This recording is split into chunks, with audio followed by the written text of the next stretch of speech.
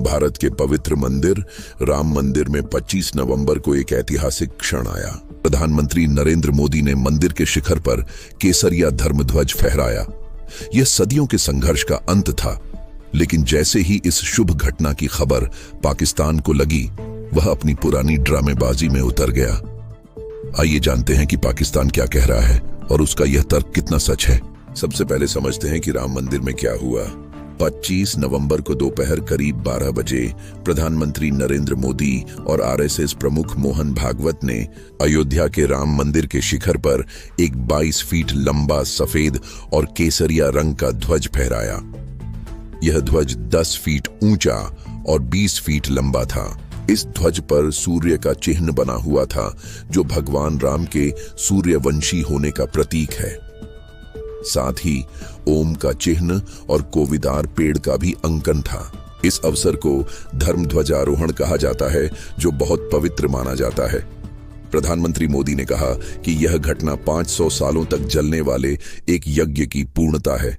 उन्होंने कहा, सदियों के घाव आज भर रहे हैं, सदियों का दर्द आज शांत हो रहा है, सदियों का संकल्प आज फल रहा है। अब सवाल उठता है कि राम मंदिर यहां कैसे बना। इसका उत्तर है भारत के सर्वोच्च न्यायालय का ऐतिहासिक फैसला। 9 नवंबर 2019 को भारत के सुप्रीम कोर्ट ने अयोध्या विवाद पर अपना फैसला दिया। सुप्रीम कोर्ट ने कहा कि विवादित जमीन भगवान राम की जन्मभूमि है। कोर्ट के अनुसार बाबरी मस्जिद को एक हिंदू मंदिर को ध्वस्त करके बनाया गया था। कोर्ट ने पुरातत्व विभाग की रिपोर्ट के आधार पर कहा कि यहां एक मंदिर मौजूद था, जिसे तोड़कर मस्जिद बनाई गई थी।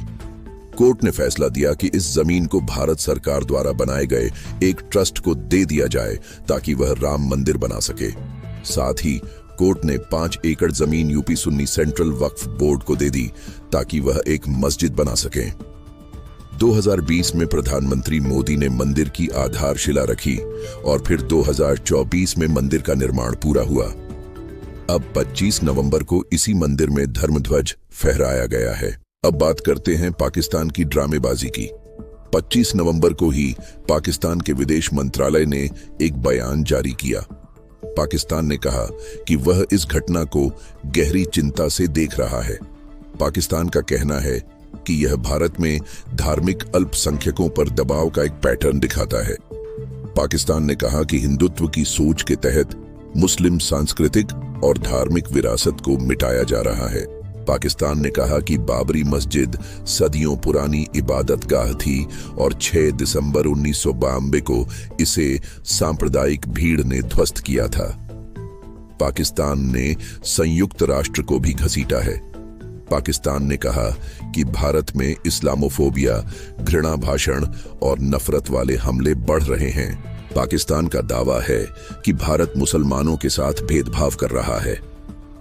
पाकिस्तान ने यूएन से अपील की कि वह भारत में मुस्लिम सांस्कृतिक विरासत को सुरक्षा देने में भूमिका निभाए। पाकिस्तान ने कहा कि भारत को मस्जिदों की सुरक्षा सुनिश्चित करनी चाहिए। अब आते हैं असल सवाल पर। पाकिस्तान जो कह रहा है, क्या वह सच है? बिल्कुल नहीं। पाकिस्तान का यह सारा तर्क ढकोसला है। क्यों? क्योंकि पाकिस्तान खुद अपने अल्पसंख्यकों को सताता है। पाकिस्तान में हिंदू मंदिरों की हालत देखिए। पाकिस्तान में करीब 448 हिंदू मंदिर थे। आज सिंध प्रांत में केवल 20 मंदिर बचे हैं। बाकी सब या तो ध्वस्त किए जा चुके हैं या उन पर मुस्लिम माफिया का कब्जा हो गया है। शारदा पीठ मंदिर ये एक 1200 साल पुराना मंदिर था, जो पाकिस्तान अधिकृत कश्मीर में है। ये यूनेस्को की विश्व विरासत सूची में था। 2023 में पाकिस्तान ने इस मंदिर को ध्वस्त कर दिया और उसकी जगह एक कॉफी हाउस बना दिया। यह तब किया गया जब पाकिस्तान के सुप्रीम कोर्ट ने इसे संरक्षित करने का आदेश दिया था। कराची में 150 साल पुराना जागनाथ मंदिर पूरी तरह बर्बाद हो गया है। इसका एक बड़ा हिस्सा कसाई खाने में बदल दिया गया है। रावलपिंडी में 1930 में बना मोहन मंदिर आज गायब हो गया है। सिंध प्रांत में हिंगलाज माता का प्राचीन मंदिर था। पाकिस्तान ने इसे 2021 में ध्वस्त कर दिया। यह भी यूनेस्को की विश्व विरासत था। पाकिस्तान में 365 हिंदू मंदिरों में से केवल 13 को एक ट्रस्ट देख रहा है। बाकी सबको या तो त्याग दिया गया है या वहां मुस्लिम भीड़ का कब्जा है। पाकिस्तान में हिंदुओं के साथ बलात्कार, जबरदस्ती, धर्म परिवर्तन और हत्याएं होती हैं। यह सब सरकार के संरक्षण में होता है। और सबसे बड़ी बात यह है कि जो पाकिस्तान भारत को मानवाधिकार का सबक दे रहा है, उसी पाकिस्तान ने 25 नवंबर की रात को अफगानिस्तान की सीमा में जाकर बमबारी की। इस बमबारी में 9 अफगानी बच्चों की जान चली गई। अफगानिस्तान की तालिबान सरकार के प्रवक्ता ने कहा कि पाकिस्तान ने खोस्त प्रांत में एक सोते हुए परिवार पर रॉकेट दागा। इसमें एक महिला और 9 बच्चे मारे गए। कुनार और पक्तिका प्रांत में भी पाकिस्तान के हमले हुए, जिनमें 4 लोग घायल हुए। पाकिस्तान की सेना ने इसे नकारा है, लेकिन यह तथ्य पाकिस्तान के दोहरे चरित्र को उजागर करता है। तो दोस्तों, देखिए पाकिस्तान की कैसी ढकोसली नीति है।